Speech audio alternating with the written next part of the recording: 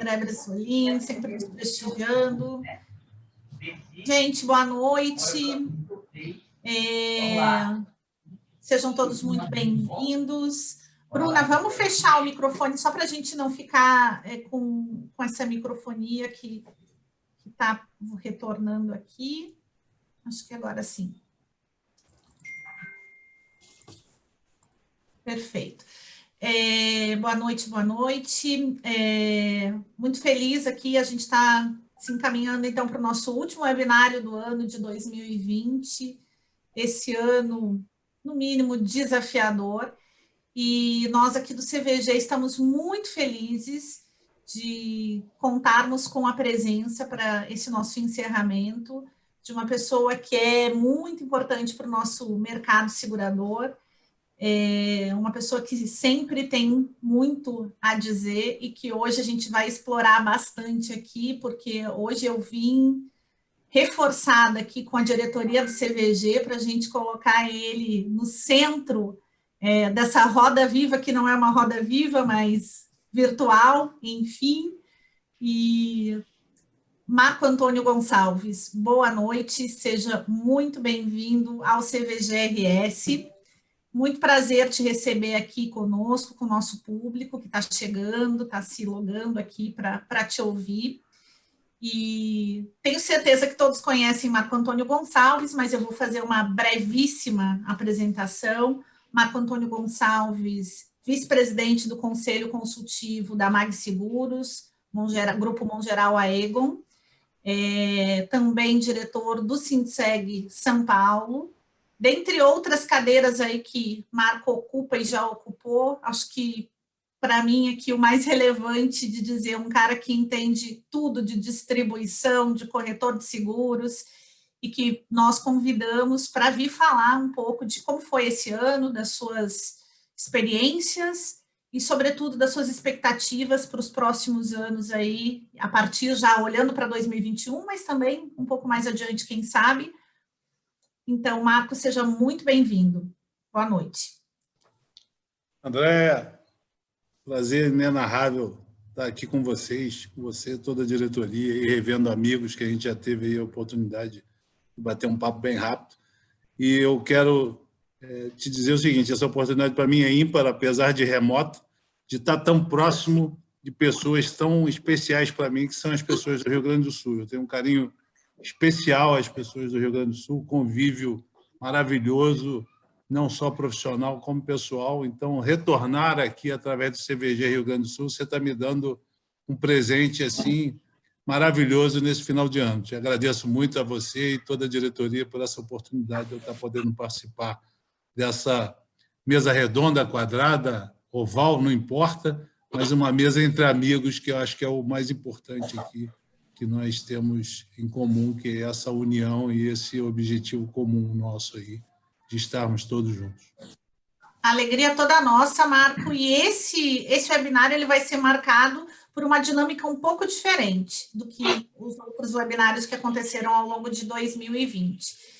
Eu estou aqui junto com alguns dos diretores do CVG, então temos a nossa querida Jane Mansur, nosso amigo Tozeski, doutor Carlos Josias, a minha querida Júlia Sena. Esqueci alguns dos diretores que estão presentes? Não, né? Estão todos aqui, os que estão na nossa linha de perguntas. E aí a gente vai fazer, na verdade, um bate-papo, onde cada um dos diretores vai trazer alguma pergunta para o Marco, e, paralelo às perguntas dos diretores, obviamente, usem o nosso chat, usem o WhatsApp também, podem enviar as perguntas que, na medida do possível, a gente vai encaixando aqui.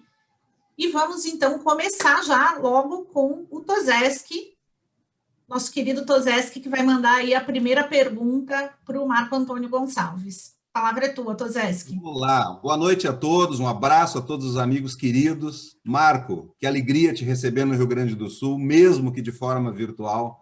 A gente está com muita saudade, a gente tem a lembrança da última oportunidade em que almoçamos juntos em Porto Alegre, e, gente, já parece que faz uma década. Foi ontem, parece que já faz uma década. Deus ajude que a gente logo possa fazer isso de novo, que a gente possa estar de novo presencialmente juntos. Faz muita falta esse relacionamento, esse olho no olho. Os corretores te gostam muito aqui no Rio Grande do Sul. Seja muito bem-vindo. Marco, a gente sabe que os corretores têm um respeito muito grande por ti, pelo teu trabalho. Os corretores te admiram pela tua postura, pela tua conduta profissional, sempre respeitou muito o trabalho do profissional corretor de seguros. Todos os corretores conhecem, então, este profissional que é o Marco Gonçalves. O teu currículo é invejável, as tuas qualificações, as tuas formações são invejáveis. Mas eu gostaria que tu construísse agora, para os corretores, para os securitários gaúchos, quem é o Marco? Quem é o Marco Gonçalves, o homem, o ser humano, que está por trás desse grande executivo? Acho que obrigado aí pelas suas considerações, como sempre, muito gentil, muito cordial comigo, e em breve nós vamos estar aí juntos para comer aquela carne gaúcha especial e poder olhar olho no olho e dar um abraço, com certeza. A vacina está próxima e a gente vai poder retomar um convívio cada vez mais carinhoso e um convívio forte. Vou dizer para você o seguinte: primeiro, eu sou uma pessoa, sou gente que gosta de gente.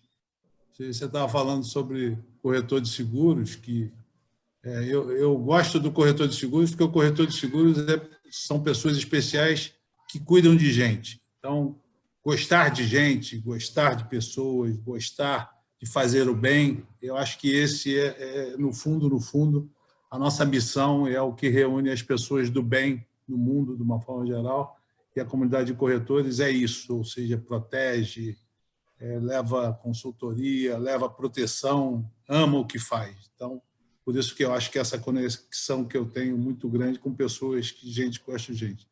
Gosto das coisas mais simples do mundo, ou seja, desde a comida, né, como carioca também que sou, arroz, feijão, batata frita e um bife, é o meu prato especial. Sou uma pessoa que realmente gosto de coisas de pé no chão, ou seja, eu prefiro estar num sítio comendo uma carne com as pessoas que trabalham no sítio do que estar em Nova York ou em Paris ou em Londres. E isso não é dizer que eu quero ser simples, é realmente gostar de coisas simples. Isso não quer dizer que você não possa também curtir esses outros lugares, mas eu costumo dizer que a felicidade, para mim, está sempre acompanhada da simplicidade. Ou seja, a simplicidade faz com que a gente tenha uma felicidade muito mais frequente, né? A complexidade que a gente busca na vida o tempo todo acaba trazendo felicidades mais esparsas. Então, eu costumo dizer que alegrias e felicidades elas acontecem com as coisas simples e naturais da vida. Sou casado com a Andréia, há 21 para 22 anos, xará da nossa Andréia, segundo casamento, tenho 4 filhos, ou seja, uma enteada, 2 filhas do primeiro casamento, e tenho o Lucas, que é o caçula, que tem 17 anos. Na realidade, esse é o meu principal objetivo, sempre a família, ou seja, ter a família próxima. Já tenho 4 netos das minhas 2 primeiras filhas do primeiro casamento, ou seja, 2 meninos e 2 meninas. Sou sofredor, sou tricolor das Laranjeiras no Rio de Janeiro, mas eu costumo dizer, e até ri muito, num dos últimos eventos que eu tive no Paraná, que tinha lá um colega de uma seguradora que estava falando muito do time dele, e eu disse o seguinte, que sendo corretor de seguros, qualquer time para mim eu vou vibrar, porque o corretor de seguros é aquele que efetivamente eu tenho que vibrar junto, e eu brincava na época, porque que a gente tem que estar de braços abertos, mas o futebol tem aí no conceito de simplicidade também, que é um esporte que traz a proximidade da simplicidade, do sorriso, do choro. Então, tudo que, eu posso dizer o seguinte, tudo que se transforma em simples, para mim, é o que eu mais gosto. E, por natureza, só para concluir, dizer para você o seguinte, né? Eu sou apaixonado pelo que eu faço. A paixão por proteger, para mim, é a coisa mais importante que eu tenho na minha vida. E a paixão por proteger, ela se dá, felizmente, pela carreira que eu acabei abraçando, que é a carreira de securitário, desenvolvendo aí no mercado seguro, que é proteger realmente as pessoas, é proteger a sociedade, é proteger a família, é proteger as instituições. Então, isso me deu realmente uma abrangência muito maior como ser humano, através também da profissão, que me fez realmente muito feliz aí ao longo desses mais de 40 anos na profissão. E, ao mesmo tempo, ter essa harmonia, vamos dizer assim, entre as pessoas, ou seja, eu me lembro muito bem que algumas vezes eu fui convidado para me encontrar com um grupo de corretores, por exemplo, até no momento adverso, né?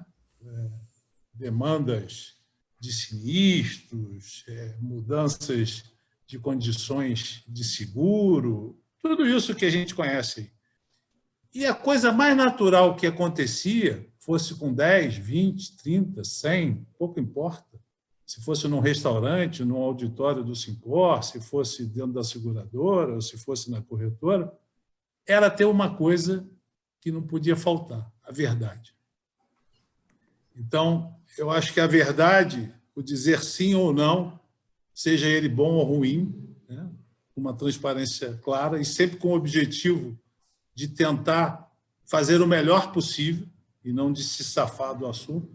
Eu acho que foi o que me deu realmente essa, vamos dizer assim, essa relação longeva, duradoura e com uma credibilidade recíproca sempre muito grande. Ou seja, eu sempre acreditei, quando um corretor ligava e continua ligando, que quando ele liga, ele tem algum propósito muito claro, né? Ele não vai ligar para tomar o seu tempo, ele não vai ligar para te fazer uma proposta indecorosa, ele vai fazer uma proposta que, no conceito dele, é o certo.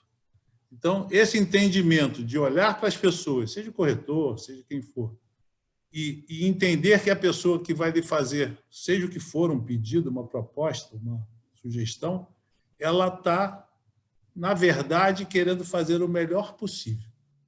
E esse acreditar facilita as relações. Posso ter perdido alguma coisa? Acho que não. Acho que eu aprendi muito com isso e, consequentemente, eu continuo tendo uma felicidade e uma simplicidade andando para e passo com muito mais tranquilidade do que talvez se eu tivesse singrado outros caminhos. Maravilha. Obrigado, Marco. Bom, a gente agora, teoricamente, passaria para a Júlia, mas para a pergunta da Júlia Sena, mas antes de entrar na pergunta, eu vou aqui fazendo uma cadência das perguntas que estão chegando por WhatsApp. E eu vou usar essa pergunta porque eu sei que essa pergunta que eu vou lançar agora, ela é extremamente abrangente, mas eu acho que é também o nosso...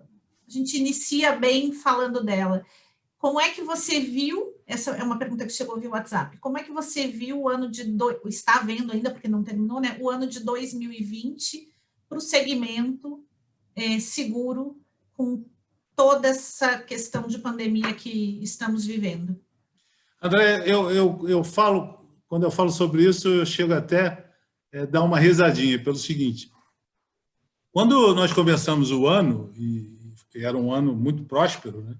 O ano de 2020, quando a gente está falando de janeiro, era um ano que se projetava um ano fenomenal, com muito crescimento, muito desenvolvimento para a economia como um todo, e não diferente para a atividade segura.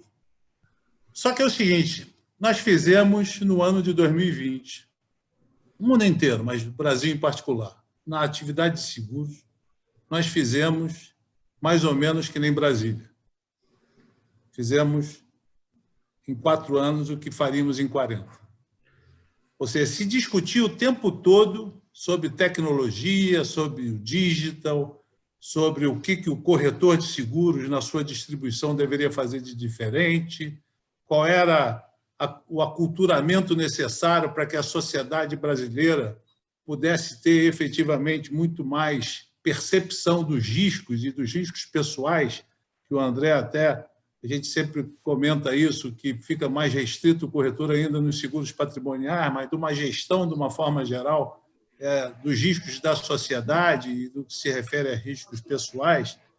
E tudo isso se acelerou assim numa velocidade fenomenal. Ou seja, nós não queríamos, obviamente, que a pandemia acontecesse, muito pelo contrário, queríamos que tivéssemos o céu de brigadeiro para o mundo no ano de 2020, óbvio. Mas essa aceleração fez com que nós aprendêssemos, né, no modo reverso, ou seja, tudo aquilo que a gente vinha trabalhando ao longo de 8, 10 anos, se discutindo se nós tínhamos que realmente fazer a abordagem para os clientes através dos meios remotos, usando todas as ferramentas que estão possíveis, se o corretor tinha que encarar a tecnologia como sendo uma grande ferramenta para que ele pudesse alavancar seus negócios, ou se aquilo era uma ameaça a ele. Tudo isso vinha se discutindo há 8, 10 anos, que a gente falava em reuniões, em seminários, em congressos de corretores, em demandas regionais, ou seja, e isso realmente fez com que a gente tivesse um ano de 2020, que ainda não se concluiu e a pandemia não acabou, que foi um ano de um aprendizado assim fora de série. Primeiro, distanciamento social com socialização, ou seja, foram coisas que parecem antagônicas e até são, mas aconteceu.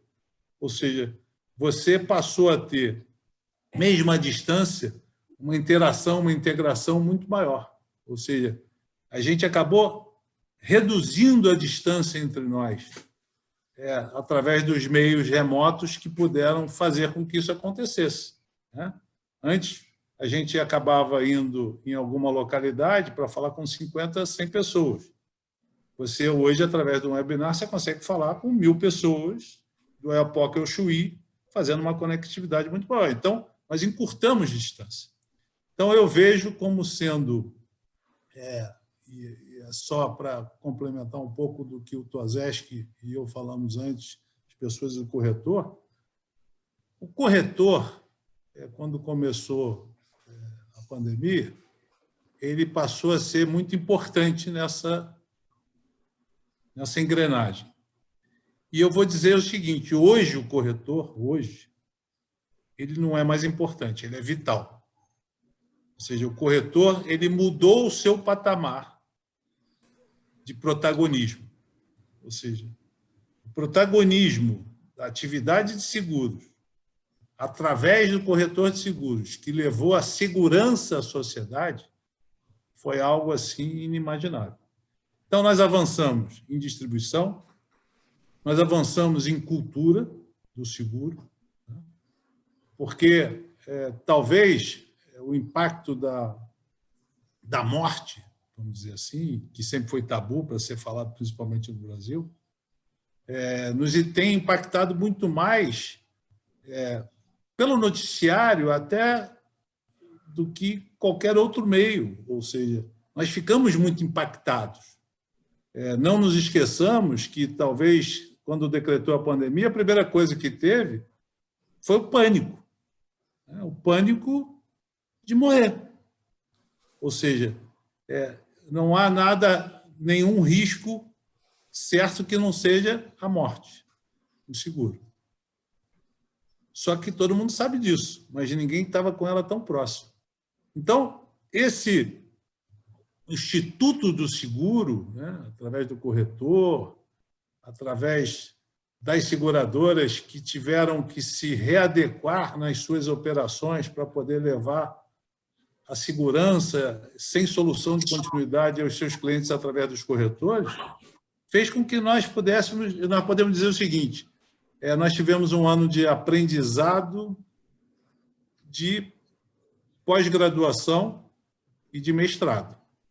Porque nós saímos, e continuamos o ano, e ainda não saímos da pandemia, sairemos dessa pandemia muito mais fortalecidos. E vou dizer uma coisa, o corretor de seguros conseguiu ser o protetor da sociedade, apresentando soluções mais adequadas e customizadas às necessidades e ansiedades do cliente. e, ao mesmo tempo, a aceleração de produtos e serviços criados na pandemia, que as seguradoras tiveram que desenvolver, foram por demandas da sociedade através do corretor, que talvez a gente demorasse 5, 10 anos para poder chegar ao ponto que nós chegamos. Então, o meu balanço é muito positivo com relação a isso, apesar da pandemia. Nós tivemos uma evolução, e eu posso considerar para o mercado de seguros, não de cresceu, decresceu, se ganhamos mais dinheiro, menos dinheiro, nada disso me interessa. O que interessa, nós não estamos falando aqui no ponto mercantil. O mercado de seguros sempre foi muito desenvolvido em termos de números e evoluiu sempre muito menos do que se desenvolveu numericamente. Nós, em 2020, tivemos o inverso.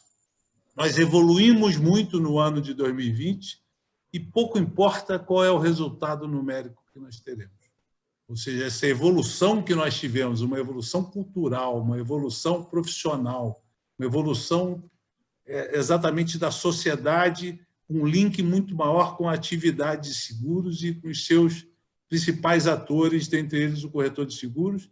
Eu acho que isso vai ficar para a história e a gente vai colher excepcionais frutos pós-pandemia em 2021, 2022, 2023 e 2024, porque nós tivemos o principal, né?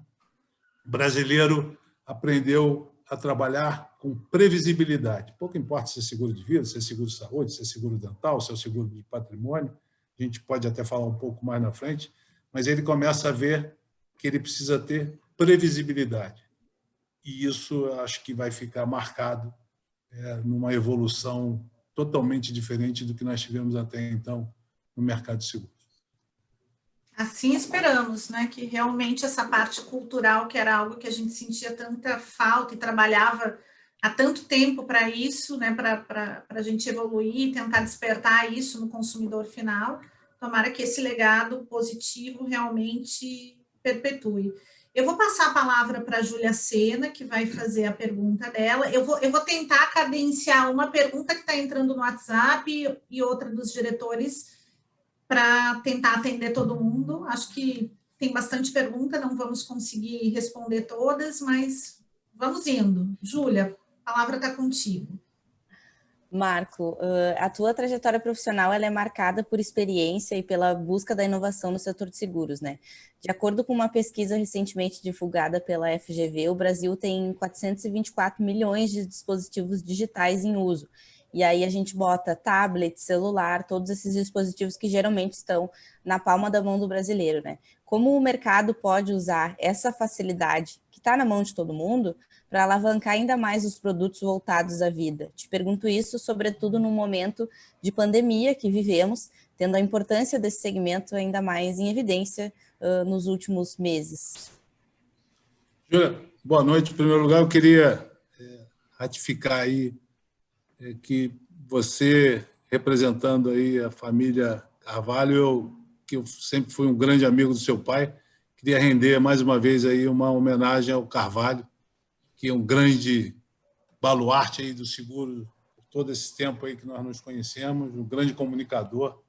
Então, a você e a sua família aí, realmente queria prestar essa homenagem especial ao meu grande amigo Carvalho, onde quer que ele esteja muito bem aí em todos os sentidos. Dizer para você que falar em tecnologia, né? E outro dia eu estava olhando sobre o gig economy, né? Que são, na realidade, o gig economy nada mais é do que os bicos que tinham antigamente, que agora são nas plataformas digitais, é o que você está falando, ou seja, você hoje reúne pessoas que precisam do serviço e outras pessoas que prestam o serviço hoje numa plataforma que antigamente, né, você tinha isso que a gente brincava que era o bico, ficava lá na esquina, que pedia para fazer o carreto, o outro para poder fazer ali a ligação elétrica e assim sucessivamente. E por que eu estou falando isso? Porque a gente passou a ter uma abertura, e ontem a gente estava discutindo sobre isso, de ter um público-alvo para seguro muito maior.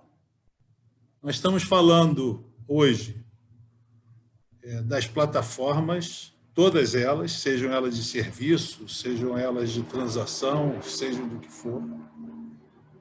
Nós estamos falando principalmente dos movimentos que estão se acelerando aí do Open Bank e do Open Insurance, que vão trazer outras tantas oportunidades. E eu queria até dizer o seguinte, o Open Bank e o Open Insurance vai mudar novamente o mercado de seguros, por dois motivos.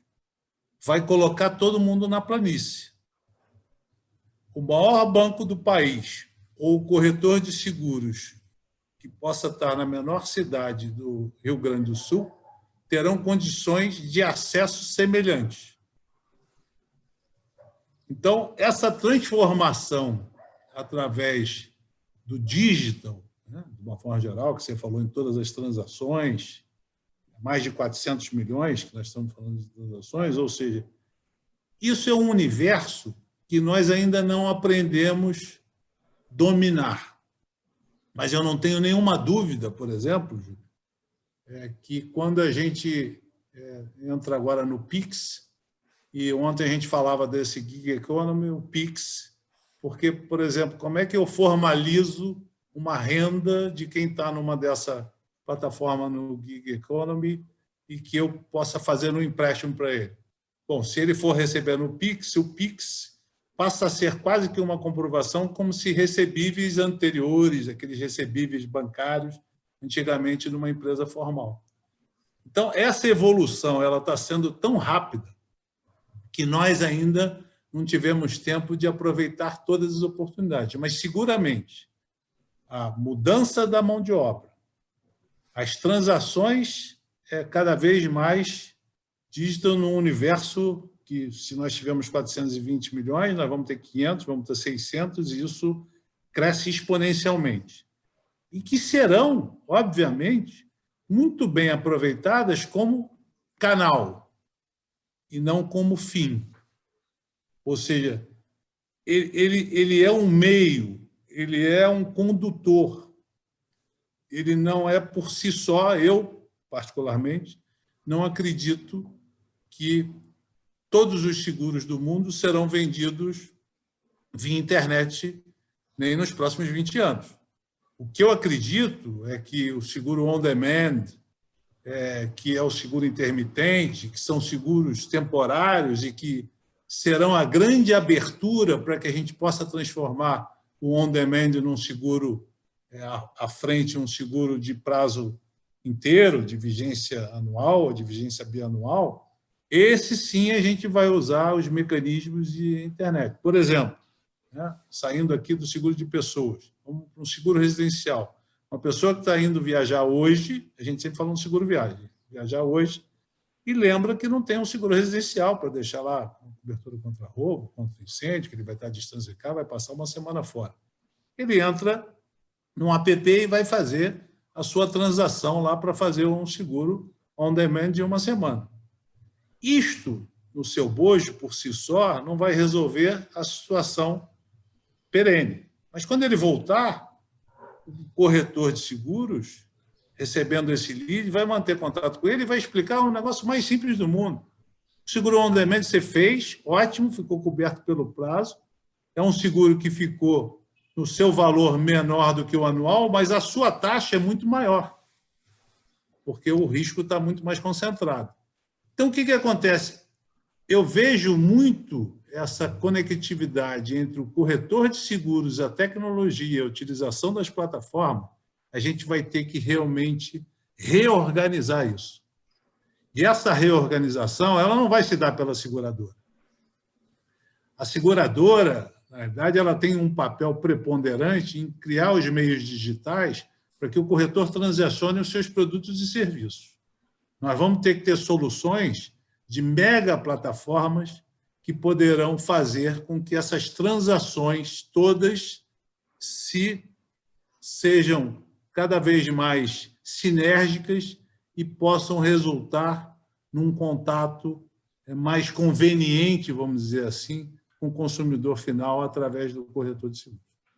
Então, eu acredito muito nisso, que a gente vai usar muito essa tecnologia, fazendo plataformas que realmente vão ser turbinadas para que a gente possa fazer essa conectividade entre o consumidor final e o corretor de seguros, que sempre será fundamental. Você pode ter 2, 3, 4, 5 cliques. Eu não estou falando aqui só para poder ficar malhando em ferro frio no corretor de seguros.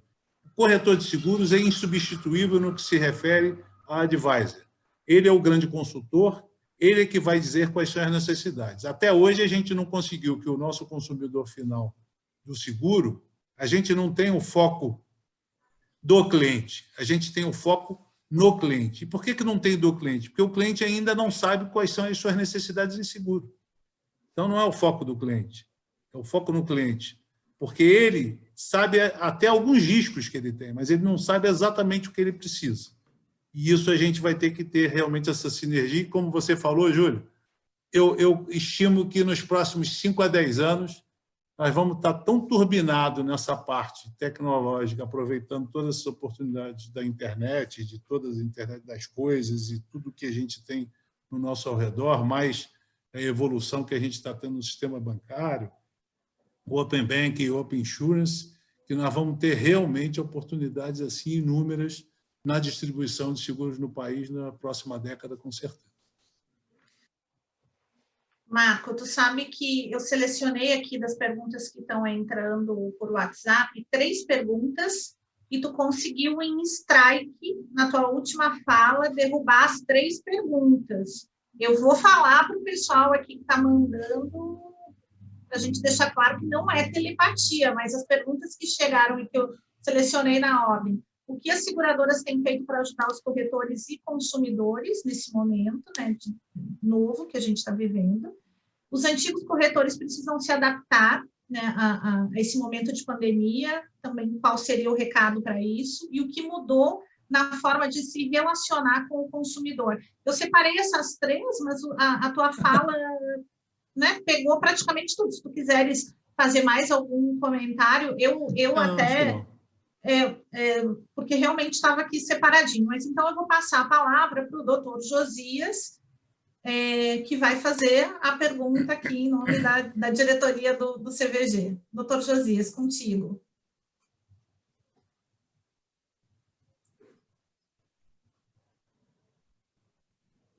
Acho que o teu áudio...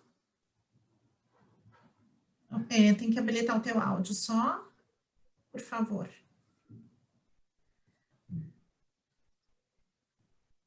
A gente segue não te ouvindo. Bruna, consegue desabilitar, ou melhor, habilitar o áudio do Dr. Josias, você que está no comando? Vou pular, então, para a Jane, enquanto o Dr. Josias resolve o áudio. Pode ser, vamos, Jane. Vamos lá. Deixa eu só ver se ele conseguiu aqui. Vamos ver. Dr. Josias? Agora sim. Acho que agora sim. Ouvir. Aí, agora sim. Marco, boa noite. Boa noite. É uma honraria te receber aqui com o pessoal do CVG e para todos, tenho certeza que é muito dignificante te ter aqui.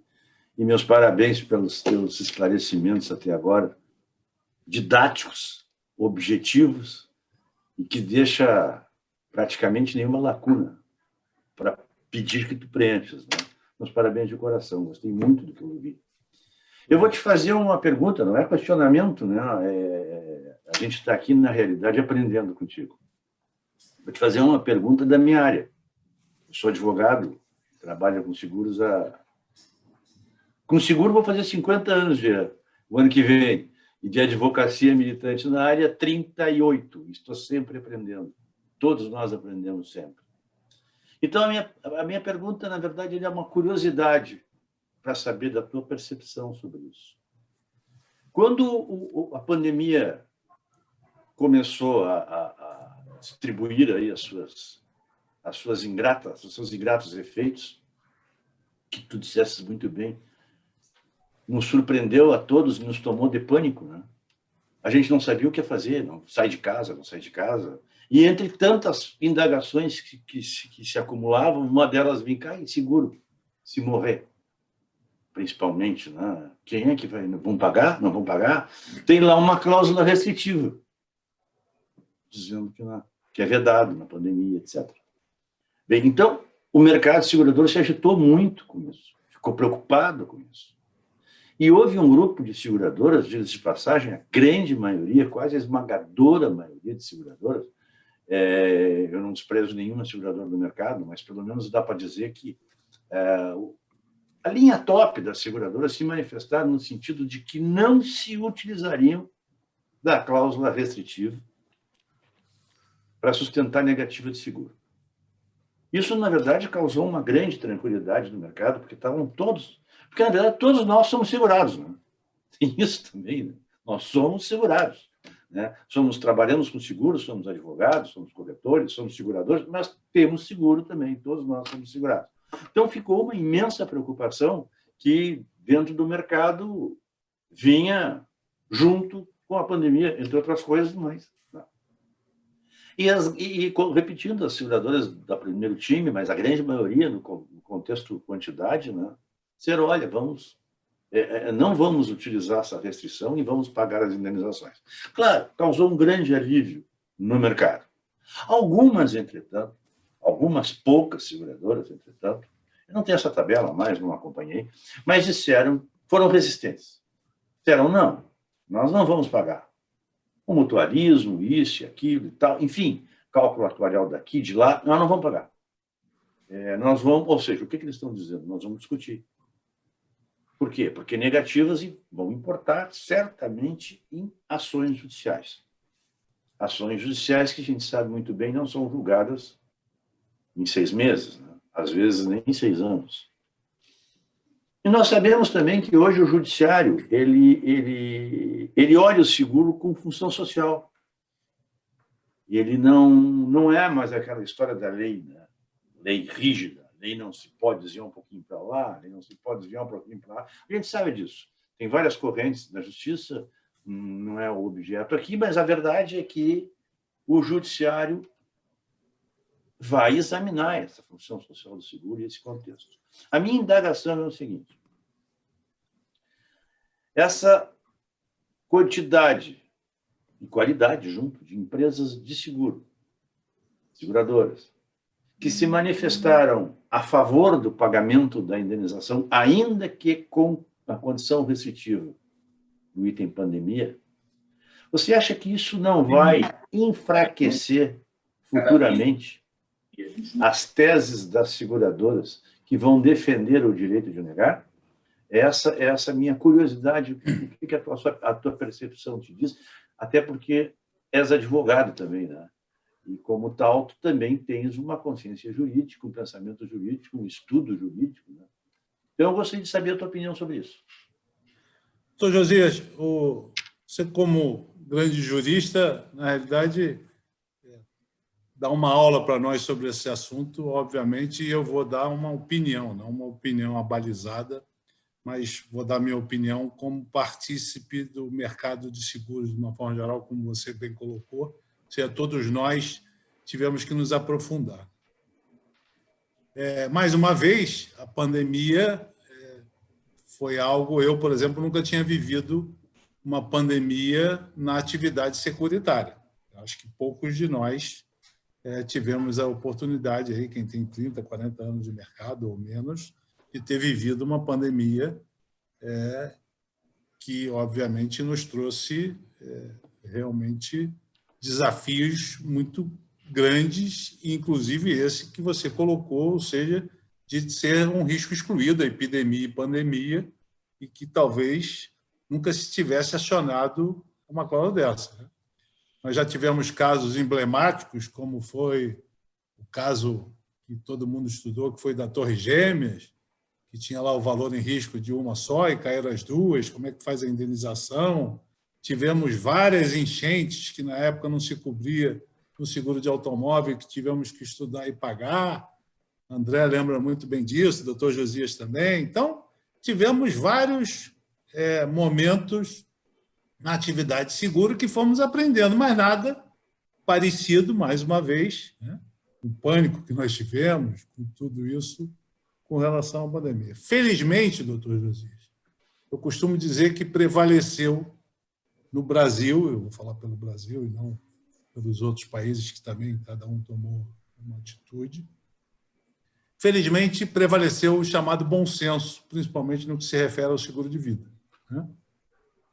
Se discutiu inicialmente também sobre o lucro cessante, mas o lucro cessante que está ligado diretamente ao seguro de patrimônio, o seguro patrimonial, na realidade, se não houve um fato no físico, no patrimônio, você não tem o lucro cessante a ser recorrido, diferentemente do seguro-saúde e do seguro de vida, que a gente estava tratando diretamente do risco envolvido.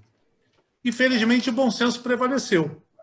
Por exemplo, eu vou me permitir aqui falar um pouquinho da MAG, que temos lá Fernando Mota e o Nilton Molina, que são seguradores raiz, né, de longas datas, o Helder, que é o CEO também, segurador raiz, que, como bom senso, uma coisa muito simples. Se alguém paga o seguro há 10, 15, 20 anos, e quando seus familiares mais precisam, nós vamos negar esse seguro? Apesar de o risco de pandemia e epidemia estar excluído.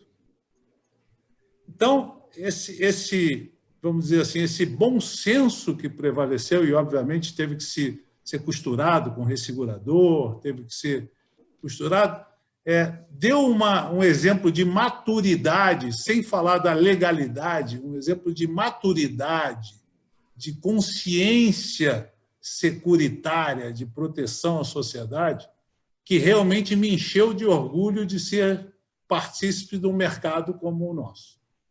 Ou seja, eu acho muito pouco provável, e você já falou, doutor José, que qualquer entendimento do judiciário seja simplesmente uma inovação ao contrato. Ou seja, um caso de excepcionalidade precisa ter exceções que levem em consideração usos, costumes, bom senso e a própria legislação. Então, eu vejo que nós tivemos um aprendizado muito grande. Acho que isso não vai ser um caso de abrir uma exceção para que tudo que venha a ser demandado daqui para frente tenha esse quebra de contrato, mas nós aprendemos não só a pagar o que já estava para trás, como aprendemos a cobrir pandemia para frente. Ou seja, isso foi um saldo altamente positivo, porque todas não, mas a maioria das companhias criaram uma franquia de tempo de 2, 3 meses e passaram a dar cobertura dali para frente também. Ou seja, você vai fazer o seguro de vida hoje, eu não vou te cobrir a partir de amanhã se você vier a falecer, mas daqui a 90 dias, com essa franquia de tempo, se você vier a ter um sinistro e vier a falecer, a sua família, seus beneficiários receberão. Então, acho que foi um aprendizado assim, fora de questão, para que a gente possa evoluir. Realmente, como eu disse, as outras evoluções, essa foi uma de que você, como grande jurista que é aí no sentido, principalmente no sentido da advocacia de seguro, sabe o quanto é importante a gente ter essa evolução para que a gente possa ter realmente o Instituto do Seguro sendo mais creditício do que nunca, como tem sido aí nessa pandemia. Muito obrigado. Maravilha. Antes de passar a palavra para a nossa querida Jane Mansur para fazer a pergunta dela, eu vou passar a pergunta do Alfeu Marque, porque eu tenho certeza que a Jane vai ser uma das pessoas que vai amar essa pergunta, tanto quanto eu já estou amando. O Alfeu nos pergunta, ou melhor, pergunta para ti, Marco Antônio, o que fazer para disseminar ainda mais a cultura do seguro na mente do brasileiro e por que o mercado não se esforça para propor a educação financeira, incluindo o seguro nesse contexto, nas escolas e universidades? A Jane, nesse momento, acaba de virar fã do Alfeu, não tenho dúvida disso. A Jane vai fazer a pergunta também ou eu já respondo essa? Como é que você Não, acho que tu poderia responder essa e daí a gente passa a palavra para a Jane. O Alfeu hoje está inspirado. Ele fez uma pergunta de $1 milhão e a resposta deve valer uns $2 bilhões. Na verdade, se a gente tivesse realmente... o que eu vejo é uma cultura permanente, né?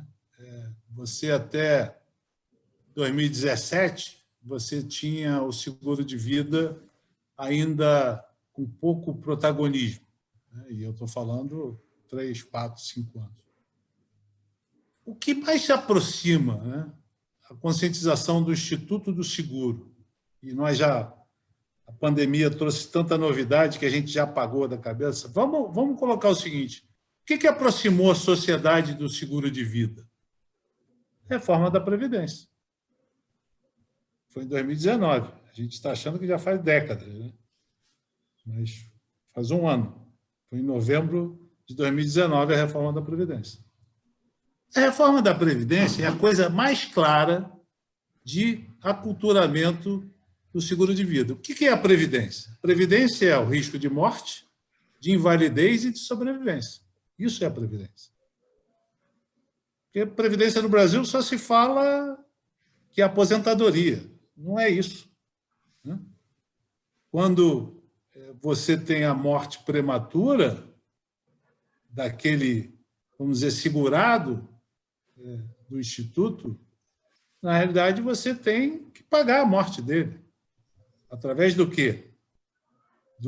Da pensão à viúva, da pensão aos filhos menores, que é o seguro de vida. Quando ele se invalida, seja por doença ou seja por acidente, é a cobertura de invalidez. E quando ele sobrevive para receber a sua aposentadoria, após aquele tempo que ele colocar, é a cobertura de sobrevivência que se tornará a aposentadoria. Então, esses grandes fatos, né, que o Rafael falou, me parece que são os grandes impulsionadores de mudança de patamar. E, para mim, o seguro de vida emblemático foi a reforma da Previdência, que a gente vinha discutindo em 2017, 2018, até culminar com ela em 2019. Veio alavancado, e, de novo, a gente não tem nenhum mérito nisso, muito pelo contrário, mas a evolução aconteceu pela pandemia e os seguros pessoais. Vamos sair um pouco só de seguro e falar de hábito. Você lembra que se discutia se era ético ou não era ético em 2018 e 2019? Um negócio chamado telemedicina, que os seguros de saúde e planos de saúde queriam implementar e a comunidade médica achava que não deveria ser feito. Vocês lembram disso? E, de repente, a telemedicina passou a ser a solução para todos os nossos males na pandemia. De novo, uma evolução no seguro, que é a prestação de serviço do seguro-saúde, através da telemedicina, que era um negócio que todo mundo queria coibir. Então, esses grandes fatores alavancadores, não há uma regulação, não há uma evolução que aconteça por si só.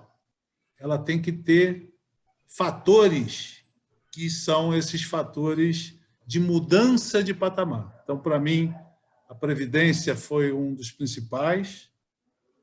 Segundo, a pandemia, outro grande alavancador, que vai fazer com que nós tenhamos um patamar de conscientização muito maior do que nós tivemos até ontem. E a evolução do corretor, né? Eu estou lá com o Helder e com todo o time da MAG, a gente está discutindo alguns pontos, e eu tenho sempre uma pergunta que eu gosto muito de fazer, né? O corretor está perguntando para o seu cliente se ele está pronto para enfrentar a longevidade. Ele está pronto financeiramente para enfrentar a longevidade. E quando eu digo pronto financeiramente, não é que ele tem que ter reservas absurdas. Ele vai viver muito mais. E vai viver como? Qual é a gestão que a gente está fazendo para que esse nosso cliente possa ter uma proteção mais abrangente e mais completa? Então, acho que esse é o trabalho que a gente tem que fazer hoje com a comunidade de corretores, de levar essa mensagem ao corretor, o corretor levando ao consumidor final e se preparando para gerir, vamos dizer assim, a proteção necessária para o cliente. E, obviamente, nem todos os clientes vão poder ter toda a proteção que precisam. Mas, por exemplo, você tem que ter um seguro-saúde? Sim. Tem dinheiro para ter seguro-saúde? A gente voltou a ter 47 milhões de segurados no seguro-saúde, mas o seguro-saúde não sai desse número, 47, 47.200, 46.800, ele fica girando nisso porque ele depende do emprego, o emprego formal. E o que eu vejo é o seguinte, 38%, 40% hoje da força de trabalho do país já não é informal, ela é de jobs, né? São pessoas que têm o seu ganho, a sua renda. E nós vamos ter menos seguros coletivos e vamos ter mais seguros individuais. E aí nós vamos ter que ter as pessoas decidindo o que elas vão cumprir, o que elas vão comprar. Assessorado por quem? Pelo corretor, porque o coletivo, o seguro coletivo, ele simplifica a vida do segurado final, porque a empresa decide por ele o que ele deve comprar. O movimento no país ele começa a se dar de forma diferente. Você vai receber mais dinheiro final para você ter a sua renda discricionária, mas você vai ter muito menos benefício, porque você vai trabalhar por job. Você vai ter lá um trabalho para ser desenvolvido, por 2 meses você vai trabalhar por 2 meses. Depois você vai ter um outro job, e assim sucessivamente. Então, o vínculo formal de carteira assinada, ele já vem reduzindo e ele vai ser acelerado cada vez mais nessa redução. Isso não quer dizer nada com renda, a renda continuará existindo. Só que nós, do mercado de seguros, seguradoras e corretores, temos que nos preparar para sermos os grandes assessores e provedores de produtos e serviços adequados a essa demanda. Porque só o VG, só o seguro coletivo de saúde, só o seguro dental coletivo, isso não vai se resolver. Você vai ter os instituídos, que são nos sindicatos, e você vai ter que ter produtos individuais, e o corretor terá que aprender a vender o seguro individual para o indivíduo, e o indivíduo terá que ter o seguro customizado às suas necessidades. E esse é o grande aprendizado. E se eu pudesse sugerir alguma coisa, é que nós aceleremos esse aprendizado, que essa curva ela está se acentuando muito mais rápido do que se esperava. Maravilha. Isso é música para os nossos ouvidos, com certeza. Jane Mansur, nossa Gente, querida Jane. Boa noite, prazer estar aqui com vocês. Deixa eu dar uma boa notícia. Algumas escolas aqui no Rio Grande do Sul colocaram algumas matérias no seu currículo. Introdução ao direito, empreendedorismo, startups e liderança, gestão do tempo, finanças pessoais e fundamentos de economia. Desculpa aí, pessoal, é nóis. Que vitória, né, Jane? Que Parabéns, vitória, hein? Bom, então, Marco, tu tens um histórico de grande incentivador no desenvolvimento das performances profissionais através do treinamento. Quais segmentos do mercado e respectivas áreas, na tua visão, merecem uma atenção maior para que sejam desenvolvidos programas que contemplem essas variáveis, deficiências ou habilidades? Jane, prazer em revê-la. Muito bom estar aqui com você nessa oportunidade. Muito bom mesmo. E parabéns aí por essa vitória da educação sempre, né? Em frente sempre, evoluindo sempre. Olha, eu vou dizer uma coisa que eu já discuti, inclusive, com alguns colegas de mercado da distribuição e da indústria. Eu acho que está na hora da gente não ter uma ruptura, mas ter uma aceleração, na realidade, da educação continuada do nosso mercado. Quando você olha assim para um programa tradicional de formação do corretor de seguros, e o André está aí, e você também, que conhece profundamente a matéria, se você olhar hoje, 25 anos atrás, ela é muito parecida, né? Ou seja, qual é a grande evolução curricular? Muito pouco, nada. E o que mudou o mundo? Tudo. Então, começando por aí, eu costumo dizer o seguinte: se tem uma coisa que a gente tem muito caminho a percorrer e tem que acelerar fundo, é isso, né? porque você sai de uma especialização, que é a especialização para ser o corretor de seguros, mas agora o requerimento é outro. Ele tem que ser o generalista de proteção, conhecendo o detalhamento dos produtos específicos que vão atender às necessidades e ansiedades de cada um dos clientes, que foi tudo que nós falamos até agora.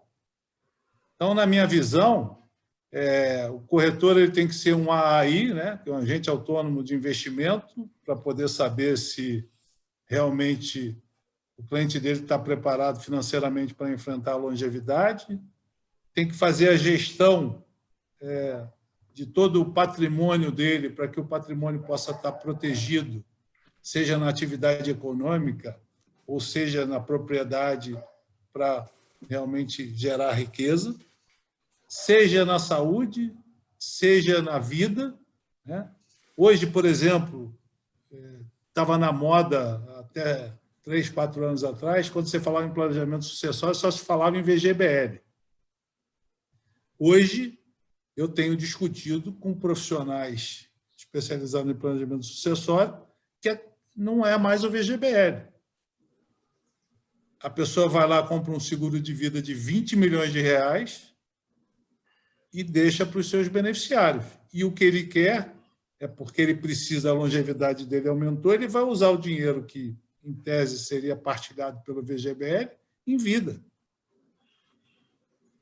E vai deixar um capital que antigamente talvez fosse inimaginável contratar, de 15, 20 milhões de reais, para que, quando ele realmente vier a falecer, as pessoas possam ter a partilha através do seguro de vida.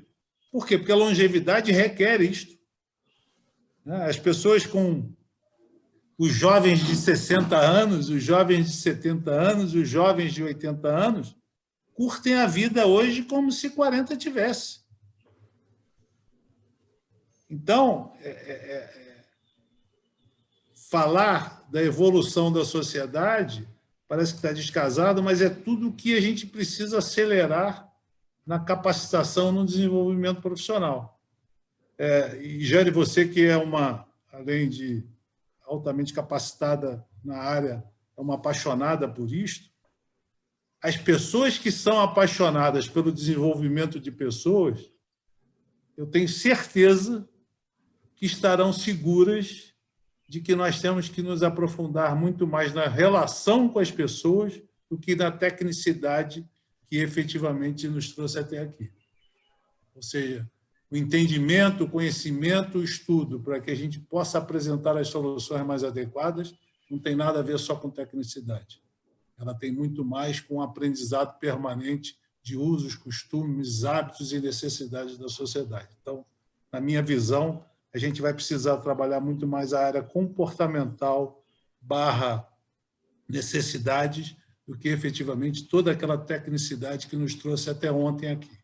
Obviamente que os requerimentos para seguros de infraestrutura e qualquer outro seguro voltado coisas muito mais complexas, precisa de toda a tecnicidade.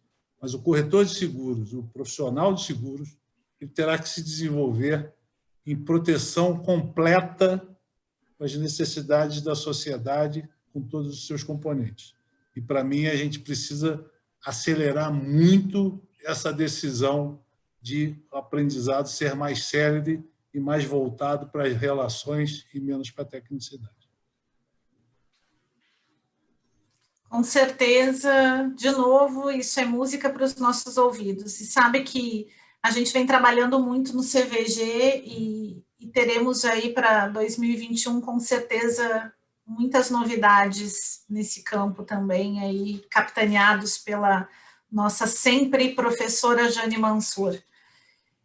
Marco, querido, tem uma notícia para te dar. O nosso tempo já estourou e a gente tem outras tantas perguntas, o que me deixa aqui a certeza que em breve teremos que repetir esse encontro, porque tenho certeza que não é um sentimento só meu, mas não conseguimos nem perceber essa 1 hora aí passando. Foi muito bom te ouvir. e tenho certeza que em breve, quem sabe, poderemos estar juntos, né? Não só virtualmente. Então, eu vou encaminhar para as tuas considerações finais aqui já antecipadamente, deixando a nossa gratidão aí pela tua disponibilidade, teu pronto atendimento ao nosso convite aí de estar aqui conosco, com toda essa galera do CVGRS que está conectada e com todos aqueles que ainda vão assistir certamente na sequência. Te deixo aí para as nossas considerações finais. André, eu queria primeiro realmente agradecer muito aí a oportunidade e, como eu lhe disse, eu estava com muita saudade do Rio Grande do Sul e, apesar de remoto, eu me sinto presente aí. Agradecer a Jane, a Júlia, o Dr. Josias, ao André, por essa participação efetiva aí que contribui muito para o desenvolvimento e para o crescimento do mercado gaúcho, né? Um mercado gaúcho que é sempre pujante, muito...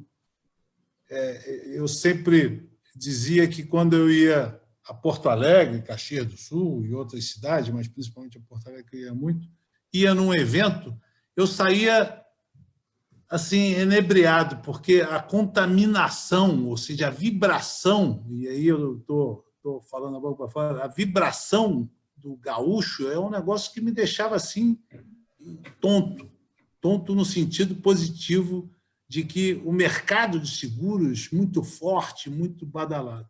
E não é por acaso que o sul do país, não só o Rio Grande do Sul, tem 17% do PIB e tem 19% de participação da receita de seguros.